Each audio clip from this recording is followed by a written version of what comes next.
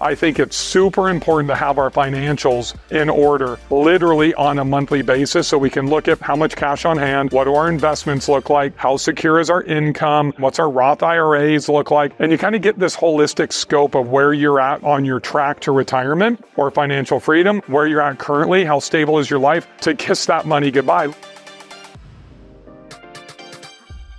3 things to keep in mind before you do a 1031, or it could cost you your cash forever. Number 1 is, are you ready to kiss that cash goodbye forever? There's a reason that us in the investing world literally call doing a 1031 the death tax. It's great to pay no taxes on a gain. And what I mean is if you have a property you paid $300,000 for, now you're going to sell it for $500,000, you're going to get taxed on that delta, the equity in between the purchase price and also the sales price. Now, you might have some renovation costs so you can offset that, but let's just say that it's $200,000. You fall into the 30% tax bracket, you've got a $60,000 tax bill when you sell that property. Everybody immediately defaults to doing a 1031, but the problem is you need to look at number 2. What is your financial stability behind that cash? Are you ever going to need that cash again if we go through a 2008 market crash, if we go through COVID again? If you are not financially free,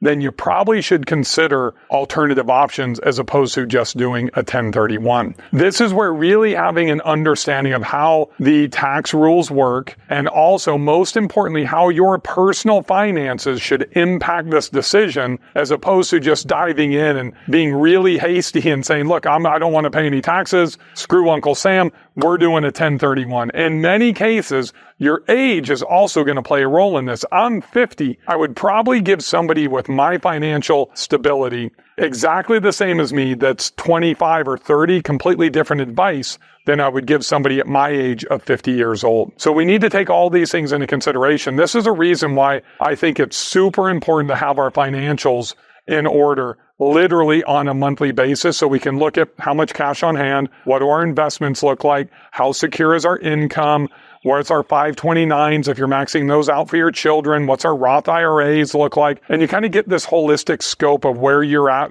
on your track to retirement or financial freedom, where you're at currently, how stable is your life, to kiss that money goodbye. Look, it's great to be able to keep all 200 grand in this scenario that we're talking about and then go reinvest it. You can buy $1 million worth of property, but if you ever need that cash, it's going to be challenging to be able to get that cash back without having to pay the tax. So that leads me to number 3. There's always the option. There's always options out there. So think about a poor man's 1031. This is where you take that $200,000, you go buy another property, or possibly even 2, and then you do a cost segregation study to offset that tax burden. So let's say you sell for $200,000, 30% tax bracket, $60,000 in tax. You possibly could even take some of that cash out, maybe $50,000, and use $150,000 to go and buy your next property. You would have to pay taxes on that $50,000, but you have options. You buy $1 million property that's going to get you 20%, tax back, that's $200,000. You look at your 30% tax bracket, that's $60,000. That offsets your tax completely. Now you've got $1 million asset that should be appreciating and also generating cash flow if you make a sound investment into a good market from a short-term rental perspective. You really need to look at all 3 of these options before you jump in and you decide to do a 1031. Really, the 4th thing that you need to think about is if you sell for $500,000, now you've got to buy real estate equivalent to that $500,000 value that you sold at. You net $200,000 of your delta between purchase price and sales price. You've got to spend that cash as well. Now, a lot of people think you can go and do a 1031 and then immediately do a cash out refi, and you can. But what happens if you get audited and that auditor doesn't see it through the same lens as yourself? My CPAs tell me that I need to wait at least 36 months. I'm pretty conservative when it comes to my tax returns. I don't want to get in trouble with the IRS. So there's other ways to be able to do it. I would prefer to have the flexibility of doing the poor man's 1031 and doing a cost segregation study to offset that tax burden. Now you're looking at a 5-year recapture for the majority of that depreciation. Way more flexibility to utilize that cash. The other thing, depending on where you're at financially, again, is you could 1031, then HELOC. In today's rates, it's pretty expensive.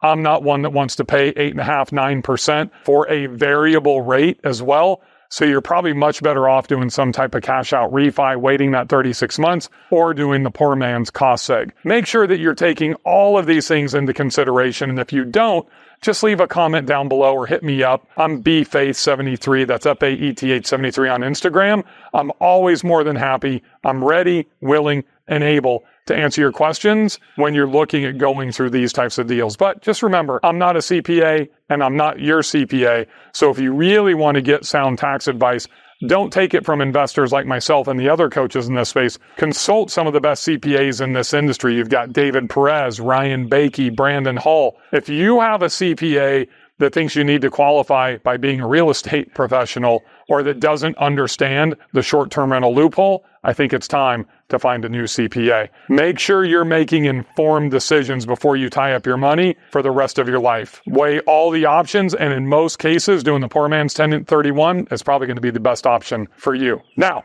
if you want to find out more about how to scale and leverage and make more money, higher cash flow, higher appreciation, and generate $250,000 a year in income with only 5 properties and 5 years with one investment, click the link below and check out my 550-250 masterclass. It's 100% free and can absolutely skyrocket you to that $250,000 a year in net income.